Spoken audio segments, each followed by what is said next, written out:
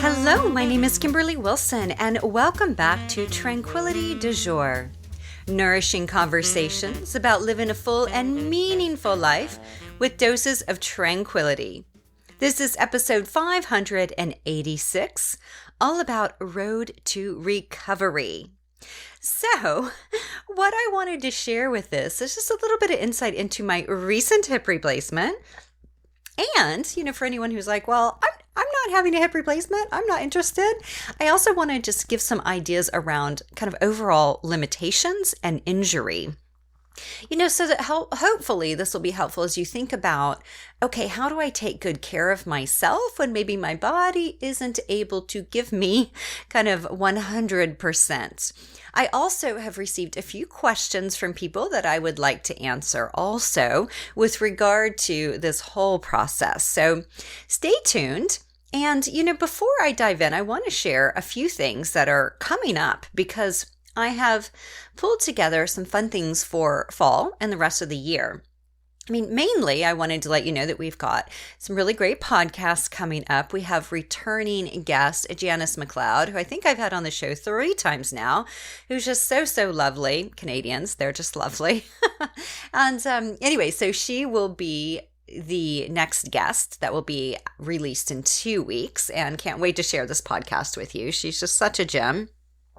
And then I have some on grief, style, kind of living your best life. So we've got a lot of really great podcast interviews coming down the pike as we look ahead to the rest of the year, which I can't believe we're in August. Happy freaking August. How did this happen? So stay tuned for all these great tips and tools that are coming your way as we think about how to interject more tranquility into our everyday. A reminder that you're going to find a worksheet for this podcast, and you'll find that over at kimberlywilson.com/586. And that's for you to take notes with. Of course, you can write into your journal, or it also has space to reflect on 4 journal prompts that I'll give at the end of the show. Gentle reminder, please subscribe to Tranquility du Jour in your favorite podcast app, such as Spotify, Apple Podcast, or Amazon. I have links to all of these. And if you have a moment to head on over to those and hit the review button and give Tranquility du Jour 5 stars, I hope that you feel that it's 5 stars. I would be so grateful. My hope is that it helps other people find the show and ideally a bit more tranquility in their everyday. And if you are new to Tranquility du Jour, well, a big ol' welcome. And you can find out more at kimberlywilson.com/new. So a few things going on. One that I wanted to mention is we're doing a little style challenge for the clothing line this month. And basically, if you share photos tagging at Shop Tranquility du Jour and hashtag TDJ Style, we're going to do a feature of a collection of people's various looks in the clothing line. And the great thing is, my whole idea behind this clothing line, which I can't believe it's been 20 years now, but my whole idea is how to make daily dress up as easy as possible, as frictionless as possible, and, really to have pieces that mix and match so that we can have a nice, easy, gentle capsule wardrobe.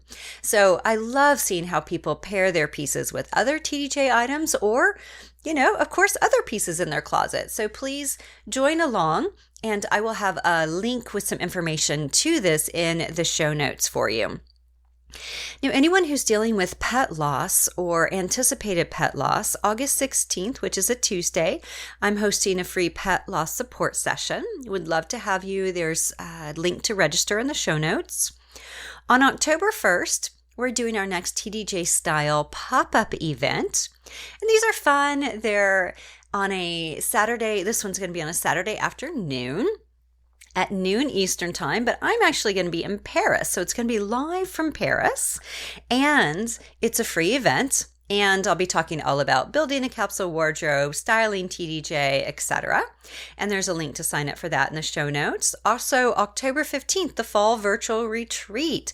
So this is an opportunity to spend time dedicated to really tapping into what's going on in your life, what you want more of, what you want less of, and how really you want to begin to think about wrapping up the year. That's October 15th. Now, two other things, because I've created lots of events for the fall. Hip Tranquil Chick. My first book turned 16, so we're going to have a little Sweet 16 birthday celebration on Monday, November 14th. And this is, again, a free event, but I just thought it'd be fun to kind of come together as a community. Many people kind of found Tranquility du Jour through this book, and to just do a fun little Sweet 16 celebration. And you'll get a workbook and some fun stuff along with that. And last but not least is the holiday pop-up. I usually don't schedule these until kind of closer into the fall, but I was like, well, let's just go ahead and get these on the books. And so December 12th, which is a Monday night, will be our holiday pop-up.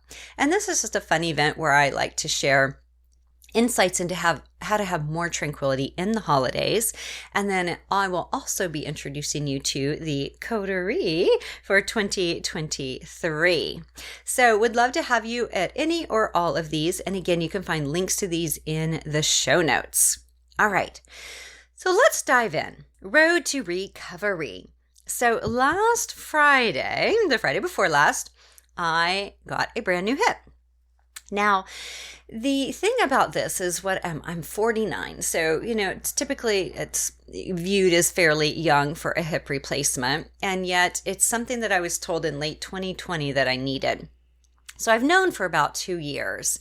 And I've just kind of been like, all right, let's manage it the best we can with anti-inflammatories, which are not great for kidneys and liver. So if you take those, you have to get regular blood work, which is fine. Because they were incredibly helpful, and not just for my hip, but, other joints that have issues. So I sustained myself on anti-inflammatories and cortisone shots.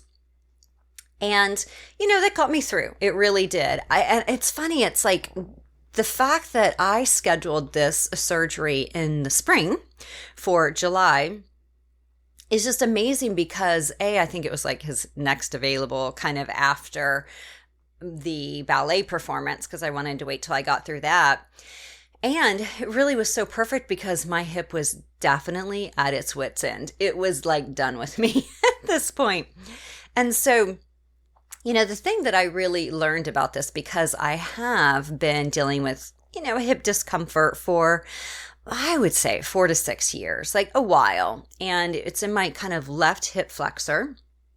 And it was just one of those things where it just wasn't as fun to do hip openers anymore, which was sad because hip opening has been my favorite thing in the world for years. Like pigeon, double pigeon, cow face, butterfly, like give them all to me for minutes upon end. I just loved them. And by the end, I couldn't even turn my knee in or out really at all.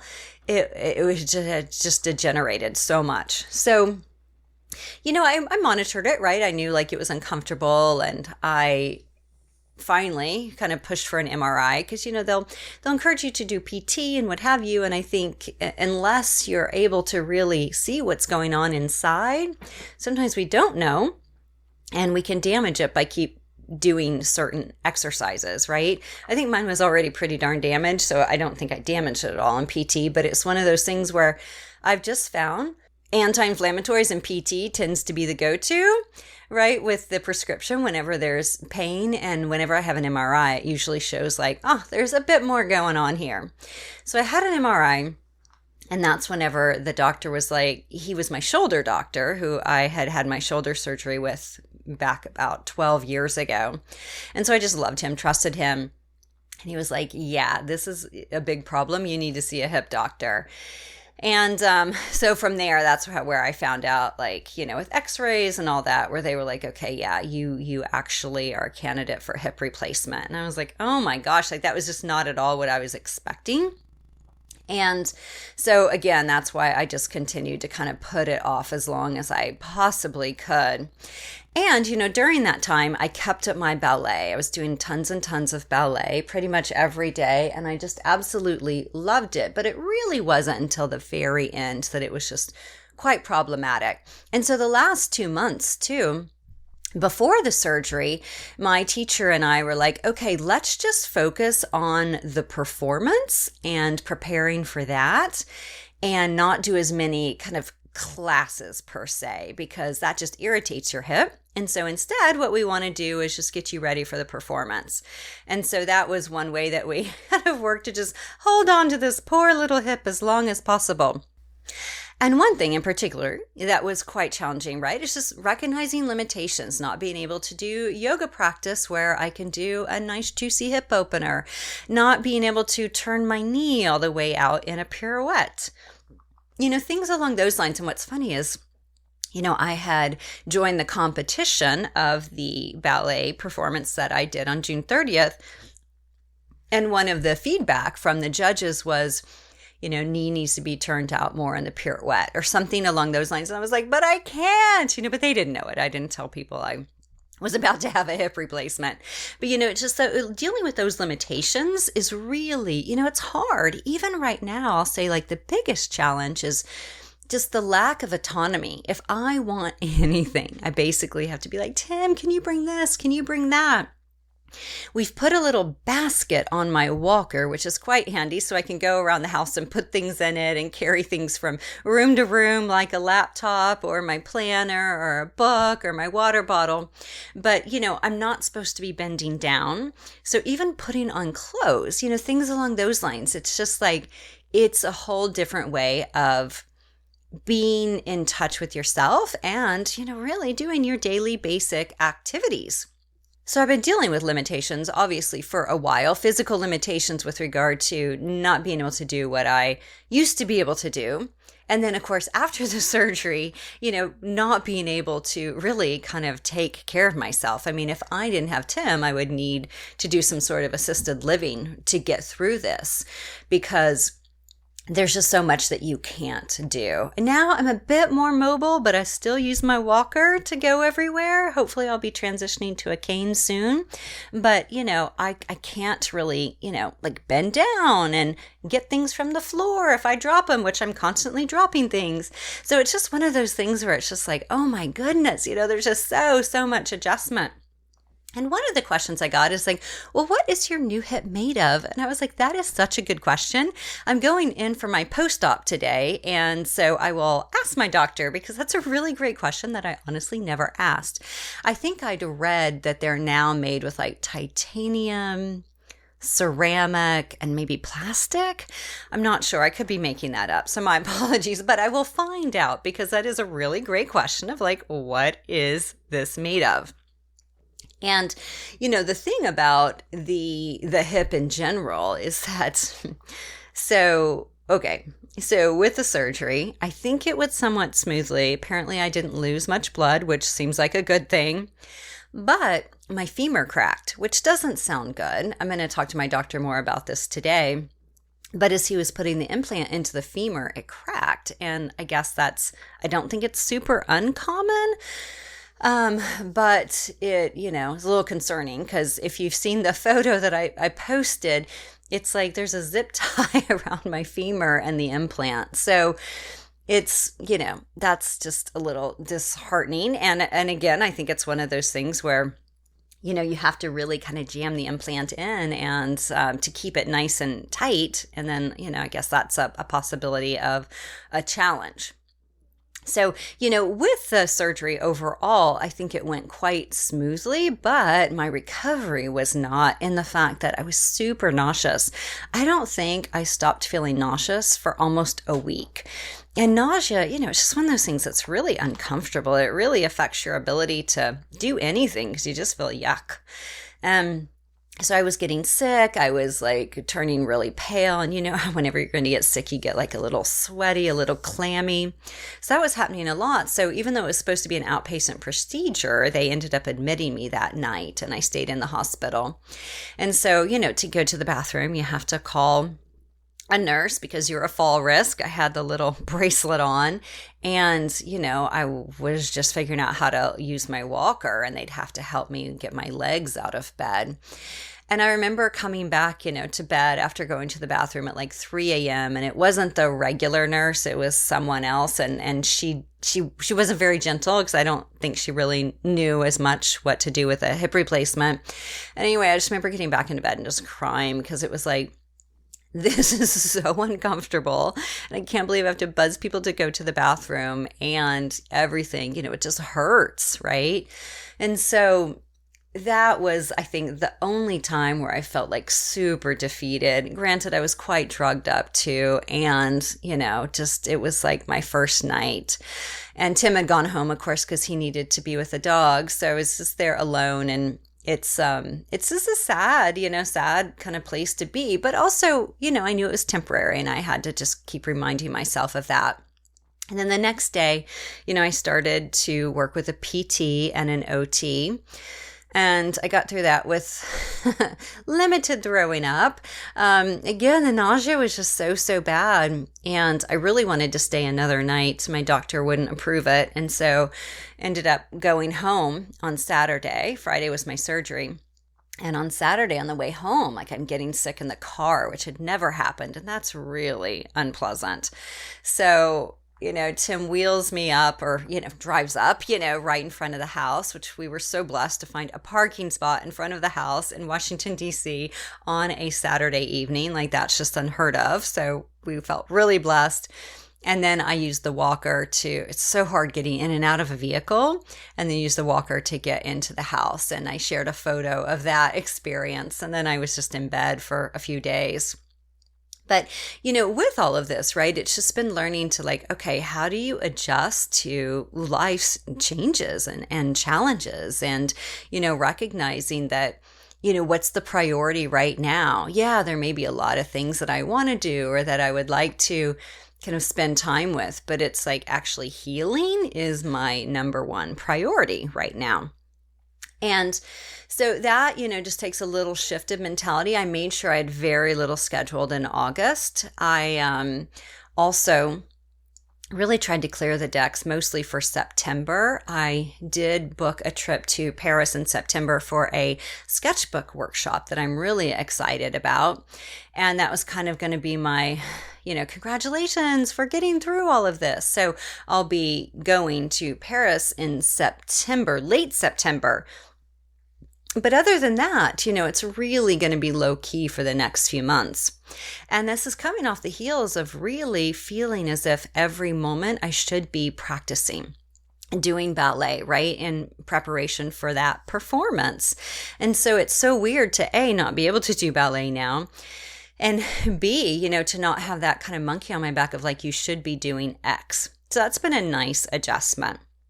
One question I got that I thought was really, really lovely, and I thought quite telling in my response. But she says, our dear Robin, she says, your dedication to the pursuit of ballet as an adult has undoubtedly resulted in some very sore muscles and the need for rest days incorporated into your planned workouts.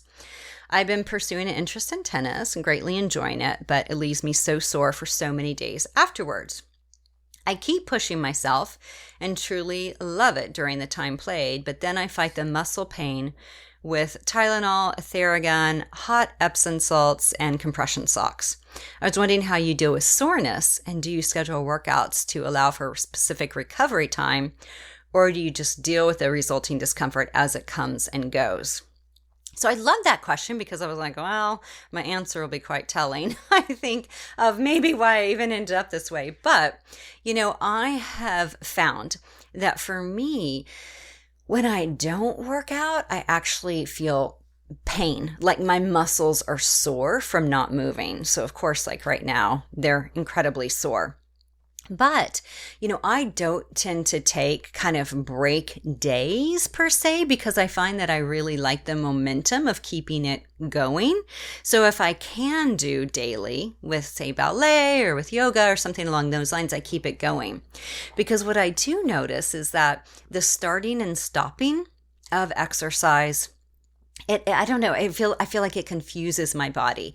And I remember back in the early days of the yoga studio, I'd get, emails from people that were like, I'm so sore after yoga. I don't understand it. And they would come like once a week on Saturday to a noon class. It was pretty intense. And so I thought their poor bodies, are like working so hard for an hour and 15 minutes once a week. And then of course they're going to be sore for days. Whereas if you kept that up for a few days, in a row or kind of spread throughout the week, it won't be as shocking to your body. Now, I am no kind of exercise, like fitness guru by any means. So, I am just kind of sharing this based on my own experience. But I have found just really from a sense of discipline, and from, enjoyment, really, that keeping it going actually seems to feel better for my body than even pausing one day. That one day I feel like my body it kind of like shrivels a little bit. It's like, where's my exercise? So you can imagine how shriveled I'm feeling right now. But I hope that's helpful, Robin, as you think about like, I really love tennis, but how do I balance like my love of it and doing it with also giving myself some downtime? Now, tennis is quite different, right, than ballet or yoga. So, you may want to talk to a tennis coach about this and see what they recommend. And they may be like, yeah, 3 days, max a week, who knows? But I think it is really important to listen to your body because I have had quite a few injuries over the years. I mean, it's all kind of arthritis, derivative or like, a byproduct really of it. But, I also think that I probably haven't been as gentle as I could have been with my body over the years. I mean, even you guys, the night before surgery, I had one last private session with my teacher because I knew I would have to take at least 8 weeks off from working with him. And I was so sad. And so here I am like hobbling around, doing my final ballet practice before going to bed and waking up at 4:30 for my 5:30 hospital appointment, right? So, there's a balance here, and I'm not going to say that mine is the best way, but just something to kind of keep in mind as you think about listening to your body, being gentle with the limitations that your body has, and then also paying attention to injury and not pushing it. Even though we really want to. And, honestly, that night before surgery, I was like, I can't hurt it anymore. And I'm getting a new one in the morning. So it's kind of like, just do it because, I love my private sessions with my teacher so much. So, I'm not going to say that was probably the best idea, but it allowed me to get in a session before, I wouldn't be able to for a while. So, the thing too, as we adjust to kind of our bodies changing as we age, rest, I think is so, so important. And I've been doing a lot of that, like naps, after surgery, you're just so exhausted. It's so funny because all you did was like lie there while they, did what they're doing to you. But it really is exhausting and the anesthesia and all of that. Hydration, so making sure I'm staying super duper hydrated. And then also, the disrupted sleep I think is a big challenge. Last night I was up from probably like 4 to 7, just lying there because you have to just stay on your back. You really can't be on your side, and I'm a side sleeper. And so it's just one of those things where it's like, it's just so uncomfortable. And so disrupted sleep, whenever you have an injury, it used to hurt for me to sleep just with my hip, being in pain. And, basically the doctor said he hadn't seen a hip like mine in a long time. Apparently my soft tissue was all balled up, and he said something horrible about the bone, which I couldn't remember because I was pretty drugged up whenever he came to see me. But I'll ask him more today. But, it had just been worn down. It was bone on bone. So, even just sleeping like that is painful. But even now, sleeping and not being able to turn or move is just like, it's tough. Sleep, obviously, as we know, is incredibly, incredibly important. So, the piece I want to leave you with before I go into the 4 questions for you from a journaling perspective to think about is, how to really take good care of your body, listen to your body. And, I really do think that the hip experience for me turned out perfectly. Like the timing was perfectly. I actually had this hip replacement scheduled last year, the Friday before Memorial Day weekend. Well, then Tim and I, in probably March, we came up with the idea of doing that 5-week road trip that we did. And, and I was like, well, my hip is bad, but it's not that bad. So I canceled the surgery and we went on the road trip, which was so much fun. And, having the surgery now in July, it was perfectly timed. I got through the performance, all of my preparation for the ballet performance, and then I had a couple weeks of rest and then was able to go right into the surgery.